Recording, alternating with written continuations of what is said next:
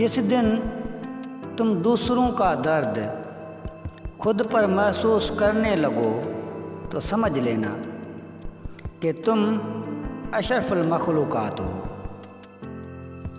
بیوی کی قدر اور قیمت دیکھنی ہے تو ایک ماہ کے لیے بیوی کو میکے بھیج دیں۔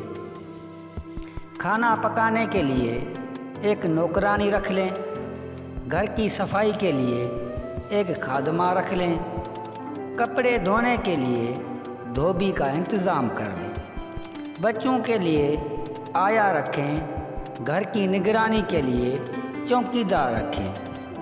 آپ دیکھیں گے کہ ملازمین کی فوج کے باوجود گھر کا نظام ایسے نہیں چلے گا جیسے تن تنہا ایک بیوی چلاتی ہے۔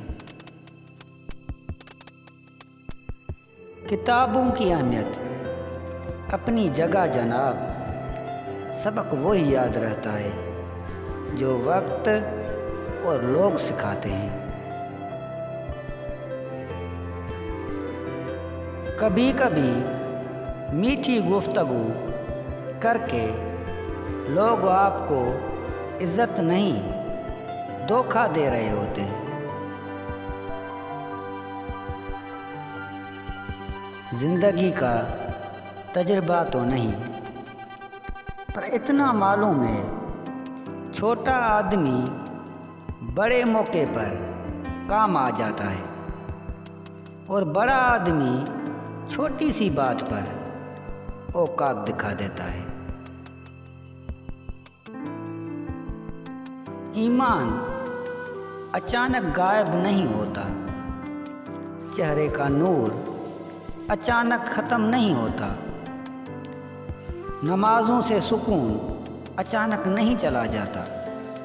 پہلے خوف خدا جاتا ہے، پھر نمازیں جاتی ہیں، پھر حیا، پھر پردہ، پھر ایمان چلا جاتا ہے۔